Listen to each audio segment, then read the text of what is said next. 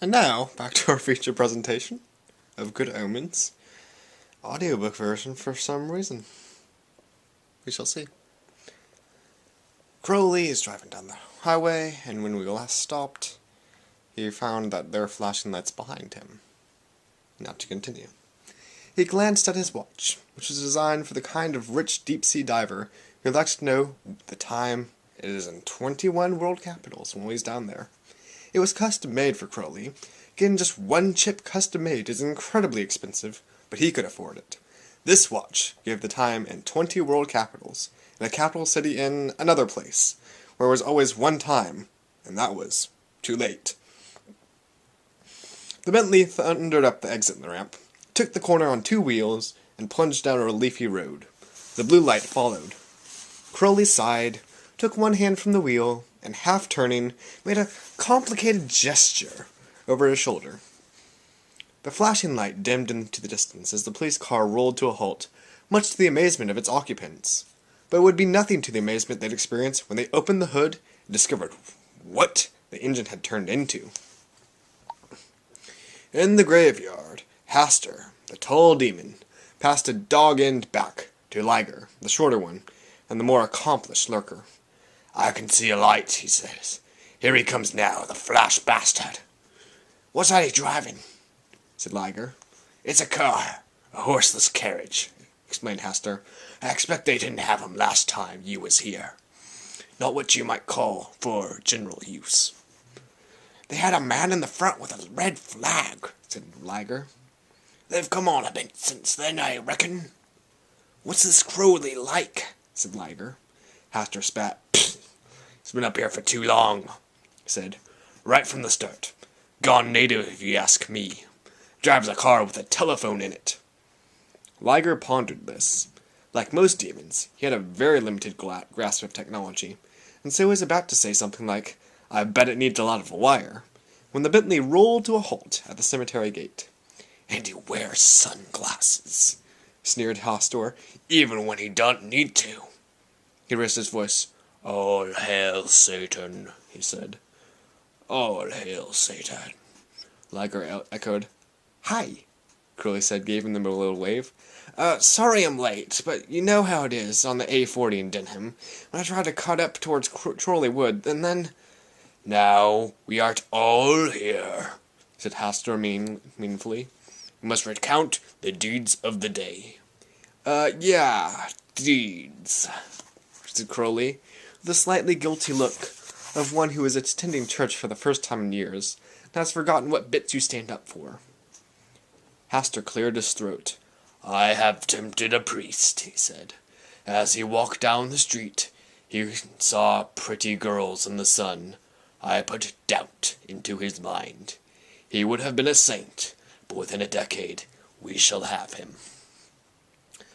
"Nice one," said Crowley helpfully. "I have corrupted a politician," said Liger. "I let him think a tiny bribe would not hurt. Within a year we shall have him." They both looked expectantly at Crowley, who gave them a big smile. "You'll like this," he said. His smile became wider and more conspiratorial. "I tied up every portable telephone system in central London for 45 minutes at lunchtime," he said. There was a silence, except for the distant swishing of cars. "Yes," said Hastur. "And then what?" "Look, it wasn't easy," said Crowley. "That's all?" said Liger. "Look, people—" "And what exactly has I done to secure souls for our master?" said Hastur. Crowley pulled himself together. What could he tell them? That 20,000 people got bloody furious? That you could hear the arteries clanging shut from all across the city?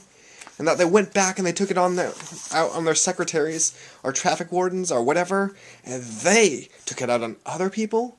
In all kinds of vindictive little ways which, here was the good bit, they thought up themselves, for the rest of the day. The pass-along effects were incalculable. Thousands and thousands of souls all got a faint patina of tarnish, and you hardly had to lift a finger. But you couldn't tell that to demons like Hastur and Liger.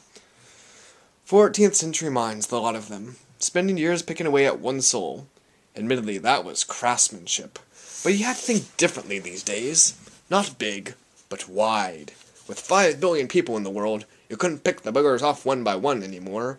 You had to spread your effort. But demons like Liger and Hastur wouldn't understand.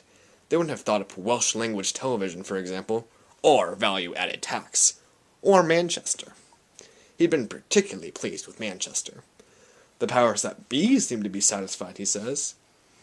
Times are changing. What's up?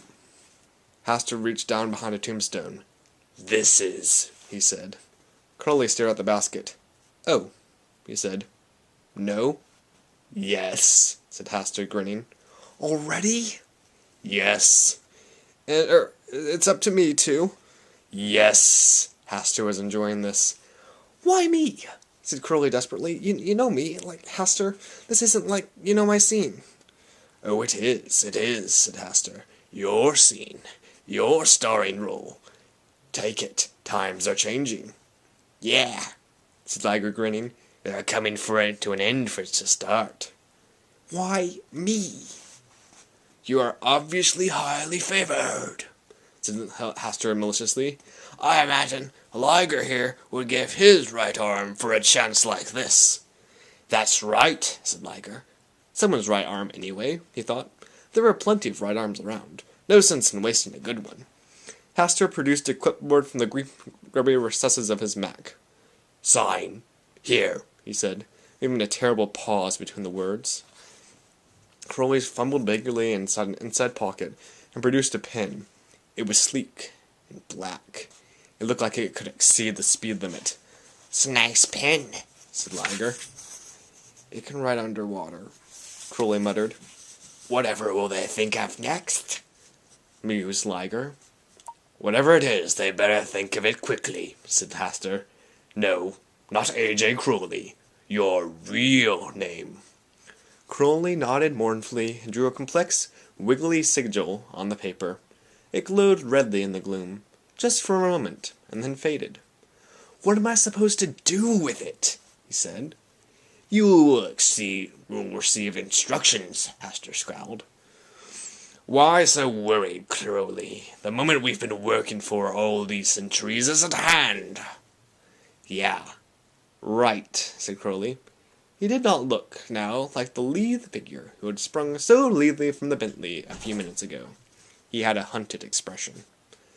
A moment of eternal triumph awaits. Eternal. Yeah, said Crowley. And you will be the tool of that glorious destiny. Tool. Yeah, muttered Crowley. He picked up the basket as if it might explode, which, in a manner of speaking, it would surely do. Okay, he said. I'll be off then. Shall I? Get it over with. Not that I want to get it over with, he added hurriedly, aware that things could happen if Hastur turned in an unfavorable report. But you know me. King! The senior demons did not speak. I'll be popping along, Crowley babbled. See you guys, see you, great, fine. Ciao! As the Bentley skidded off into the darkness, Liger said, What's that mean? It's Italian, said Hastur. I think it means food. Funny thing to say, then. Liger stared at the retreating taillights. You trust him? He said. No, said Hastur. Right, said Liger. It'd be a funny old world, he reflected, if demons went around trusting one another.